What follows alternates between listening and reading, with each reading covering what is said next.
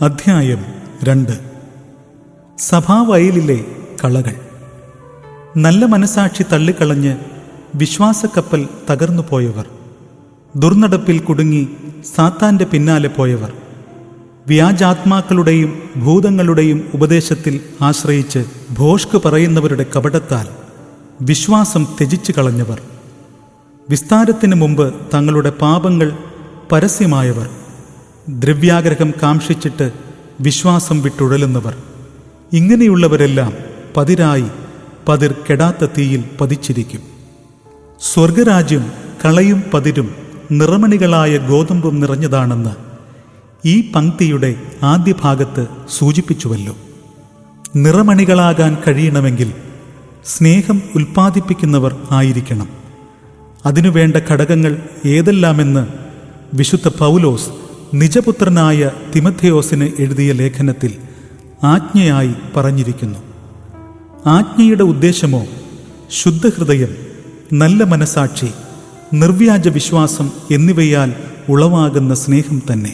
1 തിമഥെയോസ് 1:5 സ്വർഗരാജ്യത്തിലെ വിനിമയത്തിന് ഉപയോഗിക്കുന്ന കറൻസിയാണ് സ്നേഹം. അഖിലാണ്ടത്തിൻ്റെ നിലനിൽപ്പ് സ്നേഹത്തിൽ അധിഷ്ഠിതമാണ്.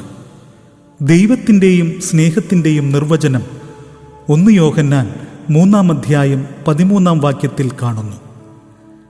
യേശുക്രിസ്തു നമുക്കുവേണ്ടി തൻ്റെ പ്രാണനെ വെച്ചുകൊടുത്തതിനാൽ നാം സ്നേഹം എന്തെന്ന് അറിഞ്ഞിരിക്കുന്നു.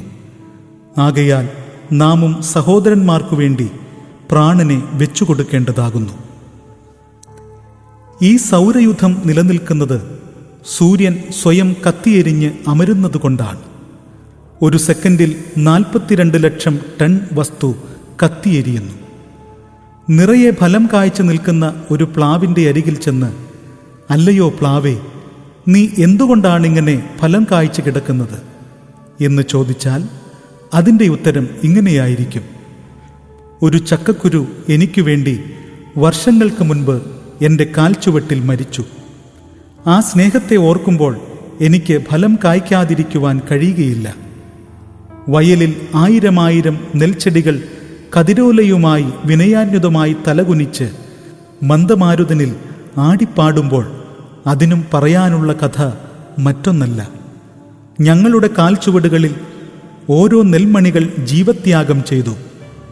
ഇടുക്കി അണക്കെട്ടിൻ്റെ 24,000 അടി ഉയരത്തിൽ നിന്ന് വെള്ളം വീണ് തകർന്ന് മരിച്ചില്ലായെങ്കിൽ കേരളത്തിൻ്റെ ഭൂരിഭാഗവും ഇരുട്ടിൽ കഴിയേണ്ടി വരും. ഇങ്ങനെ എത്രയെത്ര ഉദാഹരണങ്ങൾ പറയുവാനുണ്ട്. അടുപ്പിൽ വിറക് കത്തിയെരിഞ്ഞ് ചാരമായില്ലെങ്കിൽ തീന്മേശയിൽ ആഹാരം വരികയില്ല. വാഹനത്തിൻ്റെ അന്തർഭാഗത്ത് പെട്രോളോ ഡീസലോ കത്തിയെരിയുന്നത് കൊണ്ടാണ് യാത്ര സാധ്യമാകുന്നത്. അതിനാലാണ് സ്നേഹമാണഖിലസാരമൊഴിയിൽ എന്ന് കുമാരനാശാൻ പാടിയത്. ശാസ്ത്രത്തിൻ്റെ അടിസ്ഥാന തത്വവും ഇതുതന്നെയാണ്. ഇതിനെ ഊഷ്മഗതി വിജ്ഞാനത്തിൻ്റെ അഥവാ തെർമോഡൈനാമിക്സിൻ്റെ 2ാമത്തെ പ്രമാണം എന്ന് വിളിക്കുന്നു. സാധാരണക്കാരൻ്റെ ഭാഷയിൽ ഈ പ്രമാണത്തെ താഴെ പറയും വിധം നിർവചിക്കാം: ക്രമക്കേടിൽ നിന്ന് ഒരു ക്രമം ഉണ്ടായി വരണമെങ്കിൽ അതിൻ്റെ പിന്നിൽ മറ്റൊരു ക്രമം മരിച്ചിരിക്കണം. മേൽപ്പറഞ്ഞ ഉദാഹരണങ്ങളെല്ലാം ഈ നിർവചനത്തെ ന്യായീകരിക്കുന്നു. ക്രിസ്തു തൻ്റെ ഐഹിക ജീവിതകാലത്ത് ഉദ്ധരിച്ച ഏറ്റവും വലിയ പ്രമാണം ഇതുതന്നെയാണ്: ആമേൻ ആമേൻ, ഞാൻ നിങ്ങളോട് പറയുന്നു, ഗോതമ്പ് മണി നിലത്തു വീണ് ചാകുന്നില്ല എങ്കിൽ അത് തനിയെയിരിക്കും, ചത്തു എങ്കിലോ വളരെ വിളവുണ്ടാകും. തൻ്റെ ജീവനെ സ്നേഹിക്കുന്നവൻ അതിനെ കളയും. ഇഹലോകത്തിൽ തൻ്റെ ജീവനെ പകയ്ക്കുന്നവൻ അതിനെ നിത്യജീവനായി സൂക്ഷിക്കും. യോഹന്നാൻ്റെ സുവിശേഷം 12:24-25 സ്വർഗരാജ്യത്തിൻ്റെ അടിസ്ഥാനം ക്രിസ്തുവിൻ്റെ മരണമത്രേ. വിശ്വസിക്കുന്നവർക്ക് അവൻ തൻ്റെ രക്തം മൂലം പ്രായശ്ചിത്തമാകുവാൻ ദൈവം ക്രിസ്തുവിനെ പരസ്യമായി നിർത്തിയിരിക്കുന്നു. ക്രിസ്തുവിൻ്റെ കാൽവറിയിലെ സ്നേഹമാണ് സ്വർഗരാജ്യത്തിൻ്റെ അടിസ്ഥാന ശില. ഈ സ്നേഹത്തിനു വേണ്ടി നമ്മുടെ ജീവനെ നൽകുക എന്നതാണ് നിറമണികളായ ഗോതമ്പിൻ്റെ ഉത്തരവാദിത്വം. ക്രിസ്തീയ ഗോളത്തിലെ പ്രധാനപ്പെട്ട സഭയായിരുന്നു എഫെസോസ് സഭ. സ്നേഹത്തിൽ അധിഷ്ഠിതമായി എഫെസോസ് സഭ തുടങ്ങിയെങ്കിലും 40 വർഷങ്ങൾക്ക് ശേഷം സ്നേഹം നഷ്ടപ്പെട്ടുപോയ ഒരു സഭയായി വെളിപ്പാട് പുസ്തകത്തിൽ അതിനെ ചിത്രീകരിച്ചിരിക്കുന്നു. 7 നല്ല കാര്യങ്ങൾ ആ സഭയെക്കുറിച്ച് പറയുവാനുണ്ടെങ്കിലും എഫെസോസ് സഭയുടെ ദൂതന് ആ സഭയെക്കുറിച്ച് 0 മാർക്കാണ് ലഭിച്ചത്. 7 പൂജ്യങ്ങൾക്ക് വിലയുണ്ടാകണമെങ്കിൽ അതിൻ്റെ ഇടത്തുവശത്ത് 1 വരണം. ആ 1 എന്ന് പറയുന്നത് സ്നേഹമാണ്. സ്നേഹമുണ്ടെങ്കിലേ പൂജ്യങ്ങൾക്ക് വിലയുള്ളൂ. അപ്പോസ്തലനായ പൗലോസ് എഫെസോസ് സഭയിലെ മൂപ്പനായ തിമത്യോസിന് കാരാഗൃഹത്തിൽ നിന്ന് എഴുതുന്ന ലേഖനമാണ് തിമത്യോസിൻ്റെ 1-ാം ലേഖനം. പൗലോസിൻ്റെ സുവിശേഷ ഘോഷണത്തിൻ്റെ അവസാന നാളുകളിൽ റോമൻ ചക്രവർത്തിയായിരുന്ന നീറോയാൽ കൊല്ലപ്പെടുവാൻ കാരാഗൃഹത്തിൻ്റെ ഉൾമുറിയിൽ മരണത്തിൻ്റെ കാലൊച്ച കേട്ടുകൊണ്ട് ദിനരാത്രങ്ങൾ തള്ളി നീക്കവേ എഫെസോസ് സഭയെക്കുറിച്ചുള്ള ചിന്താഭാരം നിമിത്തം തിമത്യോസിനെ വിളിച്ച് സഭയുടെ വിവരങ്ങൾ ആരായുമ്പോൾ സഭയ്ക്ക് 40 വർഷങ്ങൾ കൊണ്ട് സംഭവിച്ച മൂല്യച്യുതിയെക്കുറിച്ച് അറിയുവാനിടയായി. തന്മൂലം തൻ്റെ ലേഖനത്തിൽ അദ്ദേഹം ആജ്ഞാപിച്ച ഭാഗമാണ് 1 തിമത്യോസ് 1-ാം അധ്യായം 5-ാം വാക്യത്തിൽ കാണുന്നത്. എഫെസോസ് സഭയിൽ 7 വിധ സ്വഭാവങ്ങൾ ഉള്ളവർ ഉണ്ടായിരുന്നതായി പൗലോസ് സൂചിപ്പിക്കുന്നു. 1. ചിലർ ശുദ്ധഹൃദയം, നല്ല മനസാക്ഷി, നിർവ്യാജ വിശ്വാസം എന്നിവ വിട്ട് മാറി വൃഥാവാദത്തിലേക്ക് തിരിഞ്ഞ് ധർമ്മോപദേഷ്ടാക്കന്മാരായിരിക്കാൻ ഇച്ഛിക്കുന്നു. 1 തിമത്യോസ് 1-ാം അധ്യായം 6-ാം വാക്യം. 2. ചിലർ നല്ല മനസാക്ഷി തള്ളിക്കളഞ്ഞ് അവരുടെ വിശ്വാസക്കപ്പൽ തകർന്നുപോയി. 1 തിമത്യോസ് 1-ാം അധ്യായം 19-ാം വാക്യം. 3. ചിലർ ദുർനടപ്പിൽ കുടുങ്ങി സാത്താൻ്റെ പിന്നാലെ പോയി.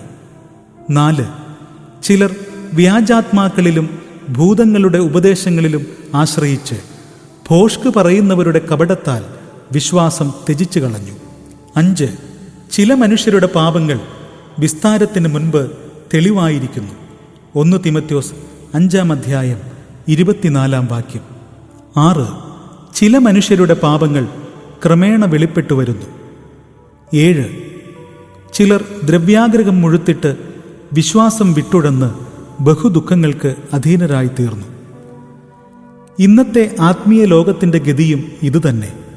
1-ാമത്തെ കൂട്ടർ ശുദ്ധഹൃദയവും നല്ല മനസാക്ഷിയും നിർവ്യാജ വിശ്വാസവുമില്ലാത്ത സഭാ നേതാക്കന്മാരാണ്. ഇവരാകുന്നു സഭാവയലിലെ കളകൾ. കർത്താവ് ഒഴിച്ചിട്ട കസേരയിലാണ് ഇവർക്ക് ഇന്ന് നോട്ടം. യേശു അവസാന അത്താഴത്തിൽ തൻ്റെ സ്വന്തം വസ്ത്രം ഊരിവെച്ച് ഒരു തോർത്തെടുത്ത് അരയിൽ ചുറ്റി പാത്രത്തിൽ വെള്ളം പകർന്ന് ശിഷ്യന്മാരുടെ കാൽ കഴുകുവാനും അരയിൽ ചുറ്റിയിരുന്ന തുണി കൊണ്ട് തോർത്തുവാനും തുടങ്ങി. തങ്ങളിൽ ആരാണ് വലിയവർ എന്ന് പറഞ്ഞ് ശണ്ട ഉണ്ടായപ്പോൾ അതിന് ഉത്തരമെന്നോണം കർത്താവ് കാണിച്ച മാതൃകയാണ് മേൽ പറഞ്ഞത്. ശിഷ്യന്മാരുടെ ഒരേ ഒരു ആഗ്രഹവും കർത്താവ് ഒഴിച്ചിട്ട കസേരയിൽ ആരാണ് ഇരിക്കേണ്ടത് എന്നതായിരുന്നു. കർത്താവ് ഉപയോഗിച്ച തോർത്ത് ആർക്കും വേണ്ടാതെ ഇന്ന് സഭയുടെ മധ്യത്തിൽ കിടക്കുന്നു. ഒരു കൂട്ടർക്ക് യൂദയെപ്പോലെ എങ്ങനെയെങ്കിലും മടിശീല ആഗ്രഹം. ക്രിസ്തുവിനെ കൊണ്ട് നേട്ടങ്ങൾ കൊയ്യുന്ന നേതാക്കന്മാരായ ഇവർ ശുദ്ധഹൃദയവും നിർവ്യാജ വിശ്വാസവും നല്ല മനസാക്ഷിയും വിട്ടുമാറി നേതൃസ്ഥാനത്തേക്ക് വരുവാൻ വേണ്ടി പാനലും ലോബിയും സൃഷ്ടിച്ച് കള്ളവോട്ട് ഉള്ള വോട്ടാക്കി ചെയ്യിച്ച് രാഷ്ട്രീയ പ്രവർത്തകരെ പോലും നാണിപ്പിക്കുന്ന രീതിയിൽ പാരവച്ചും കുതികാൽ വെട്ടിയും സിനിമയിലെ പോലെ കോമാളി വേഷം കെട്ടിയും പണച്ചാക്കുകളെ കൂട്ടുപിടിച്ചും മുന്നേറുന്നു. ഇവരാകുന്നു സ്വർഗരാജ്യത്തിലെ കളകൾ. ഇവർ കൊയ്ത്തോളം വളരും ക്രിസ്തുവിൻ്റെ വരവിൽ കെട്ടുകളായി കെട്ടപ്പെട്ട് എതിർ ക്രിസ്തുവിൻ്റെ നാളുകളിലേക്ക് തള്ളപ്പെടും. ഇവർ ദ്രവ്യാഗ്രഹികളും ഛർദിയിലേക്ക് തിരിഞ്ഞ നായ്ക്കളും ചെളിയിലേക്ക് ഉരുളുന്ന പന്നികളും ദുർനടപ്പുകാരുമാണ്. ഇവരുടെ ഓഹരി തീപ്പൊയ്ക മാത്രം.